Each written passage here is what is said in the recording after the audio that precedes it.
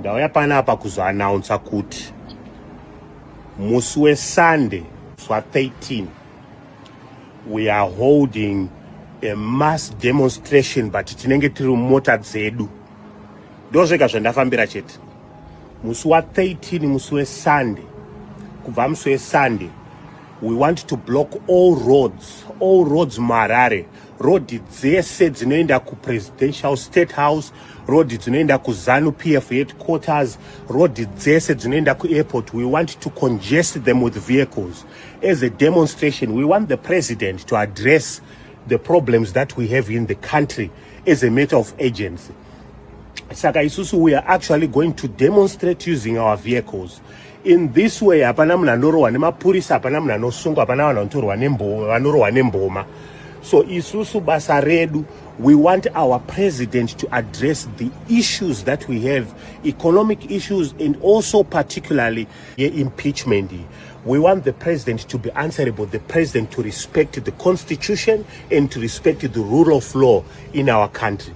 Isusu tiri vanhu vanogovhenewa nebumbiro remutemo, and what we want to do is for our president himself to lead by example. We do not want a country that has got no rule of law and a country that doesn't protect its citizens. So isusu nas tuda kuremindana of this mass protest that we are going to do. Harare, Bulawayo, Kwese, we just want to blockade every road, pass this message to everyone. Every road muHarare, particularly road inoenda ku State House. Tukuda ku make sure kuti president doesn't go kubasa. To make sure that the president doesn't go to airport and do all this up and down out of the country when he fails to address us as a nation. We are the number one priority. Priority yake yase kuenda ku Uganda. Priority ndeye kuaddressa isusu munyika ne problem yatenge tinayo. Saka panapa tukuda kuti isusu musiwe Sunday 13 April 2025 until musi wa 18. Tuda kuita kubva musi weSunday kusvikira musi weFriday. Marodi ese vakomana vemakombi, blockai marodi ese, park everywhere, block the whole streets, block all two ways, block everywhere, so that one, president doesn't go to work himself, so he knows what it feels like kuti kana munhu usingaendi kubasa zvinofila sei. Number one priority, the president must stay home so that he knows what it feels like to stay home. Trukuda kuti president aita address issues dzekuti vanhu havana mabasa, iwo vachipanana mari vachidya mari dzedu futi after all. So isusu tiri vanhu vemuZimbabwe, tiri vana vemuZimbabwe, if we don't solve this problem ourselves, no one is going to solve it for us. So inini ndauya pano ndichikuudzai kuti I am trying to motivate everyone. Let's go for this protest. The president must do something or he must resign as a matter of urgency. The problem must be addressed or he must resign. So isusu the way that we are going to demonstrate muswa 13 April kusvika muswa 18 April, muswa independence. We are going to demonstrate in a way that tichavhara road dzese muHarare everywhere, especially vane marori, tokumbira nemarori, pakai makavhara road dzese, so that all these government officials vajaira kuenda kubasa vega vasaenda kubasa. We are going to chatanga kuridza mabhera Harare yese, ridza bhera remota yako, and we are going to drive to the State House if we can. That's what we're going to do until issue unemployment and all these rising prices are actually addressed by the president.